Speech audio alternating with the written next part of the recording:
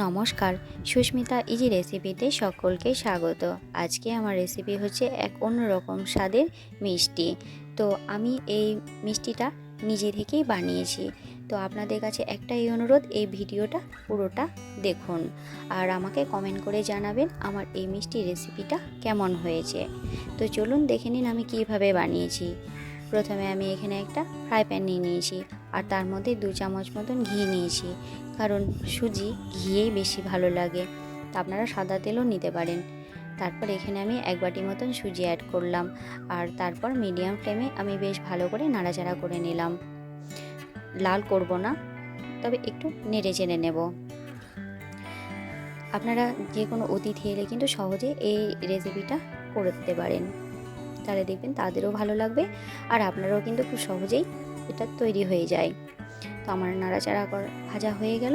এবার এর মধ্যে আমি 1 গ্লাস মতন জল দিয়ে দেব।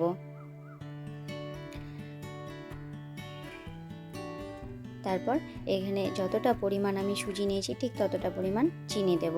আপনারা চিনিটা নিজেদের ইচ্ছে মতন দিতে পারেন। তারপর এখানে জল শুকানো পর্যন্ত আমি কিন্তু নাড়াচাড়া করতেই থাকবো। তারপর যখন দেখব ফ্রাই প্যান থেকে উঠে আসছে, আমার ডোয়ের মতন হয়ে গিয়েছে, তখন জানবো আমার হয়ে গিয়েছে। দেখুন ফ্রাই প্যান থেকে উঠে আসছে। এবার আমি এটাকে তুলে একটা প্লেটের মধ্যে ঠান্ডা করার জন্য রেখে দেব।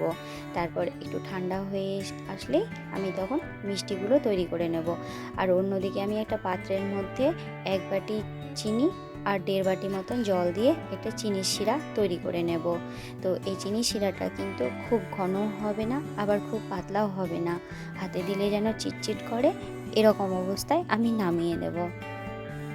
মিডিয়াম ফ্লেমে আমি বেশ ভালো করে ফুটিয়ে নেব। একটু হাতা দিয়ে নাড়াচাড়া করতে থাকবো। এখন আমার চিনি শিরাটা হয়ে এসছে। এবার গ্যাসের ফ্লেমটা অফ করে আমি এটাকে সাইডে রেখে দিলাম।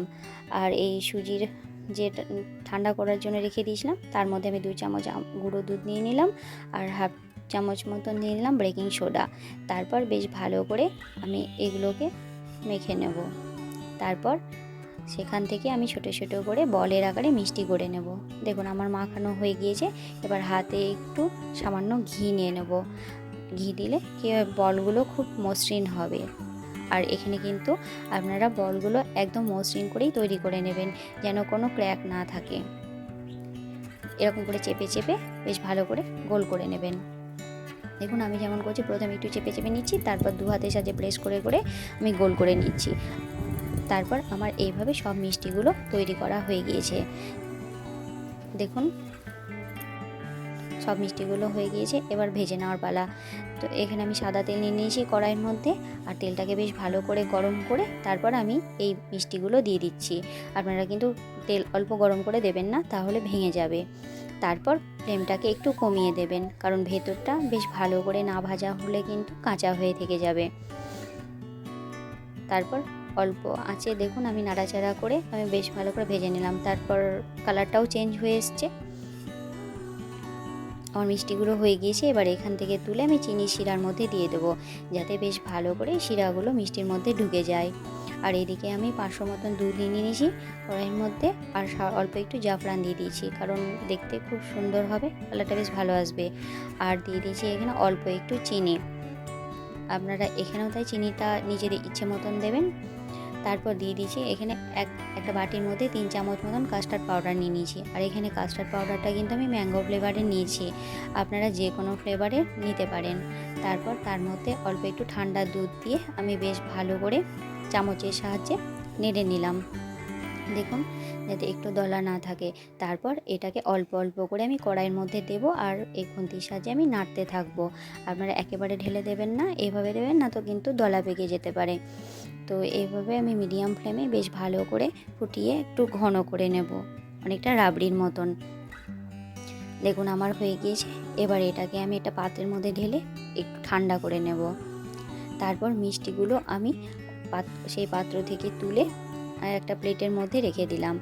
আর এই ওপর থেকে আমি কাস্টার্ড পাউডারের যে গ্রেভিটা বানিয়েছিলাম সেটা ওপর থেকে আমি দিয়ে দেব। আমি যেভাবে দিচ্ছি আপনারাও সেইভাবে দেবেন। এবার উপর থেকে একটু ড্রাই ফ্রুট ছড়িয়ে দেবো আর সামান্য একটু জাফরান ছড়িয়ে দেবো গার্নিশের জন্য। আপনারা এরকম অবস্থাতেও খেতে পারেন, আবার 1 ঘন্টা ফ্রিজে রেখেও কিন্তু খেতে পারেন। আমার এই রেসিপিটা কেমন হয়েছে অবশ্যই আপনারা কমেন্ট করে জানাবেন, আর বেশি বেশি করে লাইক আর শেয়ার করে দিবেন। আর আমার পাশে থাকার জন্য আমার চ্যানেলটিকে সাবস্ক্রাইব করে দেবেন, আর পাশে থাকা বেল আইকনটিও প্রেস করে দেবেন আমার নিত্য নতুন রেসিপি পাওয়ার জন্য। ধন্যবাদ সবাইকে।